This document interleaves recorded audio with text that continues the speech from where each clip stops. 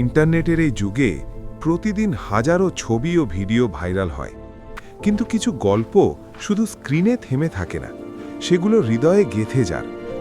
এমনই এক গল্প আজ পুরো পৃথিবীকে নাড়িয়ে দিয়েছে। একটি ছোট্ট পেঙ্গুইনের গল্প, যে জন্মেছিল বরফের রাজ্যে, কিন্তু স্বপ্ন দেখেছিল সীমাহীন আকাশের। দক্ষিণ মেরুর এক বিশাল হিমবাহে জন্ম তার। নাম তার লুনো। লুনো ছিল অন্য পেঙ্গুইনদের থেকে একটু আলাদা। সবাই যখন দল বেঁধে মাছ ধরতে যেত, লুনো তখন দাঁড়িয়ে থাকত বরফের কিনারায়, দূরের দিগন্তের দিকে তাকিয়ে। তার চোখে ছিল প্রশ্ন, এই বরফের বাইরে কি আর একটা পৃথিবী নেই? লুনোর বাবা আর্কটিস ছিলেন দলের নেতা।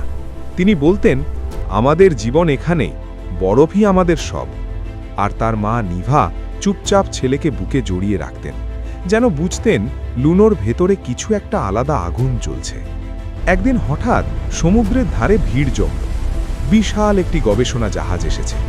মানুষ অদ্ভুত পোশাকে অচেনা ভাষায় কথা বলছে। অন্য পেঙ্গুইনরা ভয়ে দূরে সরে গেল, কিন্তু লুনো এগিয়ে গেল। ক্যামেরার লেন্সের সামনে দাঁড়িয়ে সে মাথা কাত করে তাকাল। ঠিক তখনই তোলা হলো সেই ছবি। পরদিন সেই ছবিই viral, the penguin who isn't afraid to dream. এই ক্যাপশনে ছড়িয়ে পড়ল লুনোর ছবি। মানুষ অবাক হল, এই পেঙ্গুইনের চোখে কেন এত কৌতূহল, কেন এত সাহস? কিন্তু ভাইরাল হওয়া মানে সুখ নয়। বরফ গলতে শুরু করল। জলবায়ু পরিবর্তনের প্রভাবে লুনোর বাড়ি ভাঙতে লাগল। একদিন প্রবল ঝড়ে সে দল ছুট হয়ে পড়ল। ঠান্ডা, অন্ধকার আর একাকিত্ব সব মিলিয়ে লুনো বুঝল ভাইরাল হওয়া তাকে বাঁচাতে পারবে না। ঠিক তখনই ফিরে এলো সেই গবেষণা দল। বিজ্ঞানী ডক্টর এলিসা লুনোকে চিনে ফেললেন। এই তো সেই পেঙ্গুইন। তারা লুনোকে নিরাপদ আশ্রয়ে নিয়ে গেল, চিকিৎসা করালো, আবার তার দলে ফিরিয়ে দিল।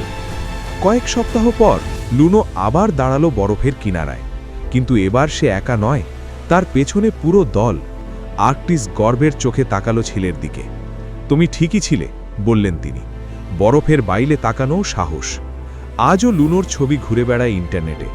কিন্তু আসল ভাইরাল বিষয়টা ছবি নয়, একটি পেঙ্গুইনের সাহস, কৌতূহল আর টিকে থাকার গল্প।